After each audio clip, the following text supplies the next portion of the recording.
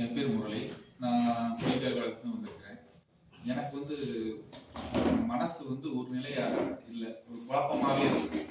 குழப்பமா இருக்கும். எந்த முடிவும் டக்குன்னு எடுக்க முடியாது. எது எடுத்தாலும் பேசும்போதுனாலும் டப்புன்னு பேசிருவோம்.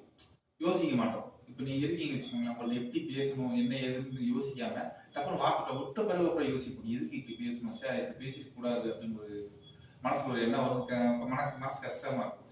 அதை சரிப்படுத்தணும்னு நினைச்சேன். அதுக்கு ஒரு தியானம் தான் கத்துக்கணும் எனக்கு சின்ன வயசுல இருந்து ஆசை. ஆனா முறைப்படி யாரையும் கத்துக்கிட்டது இல்லை. நான் மாலை போட்டுருக்க டைம்ல கொஞ்சம் கண்ணபடி உட்காரும். ஆனா இப்படி இப்படி இருக்கும்னு எனக்கு தெரியாது. நீங்க வந்தா செஞ்சுக்கலாம்னு நண்பர் சொன்னாரு. அதனால வந்தேன்.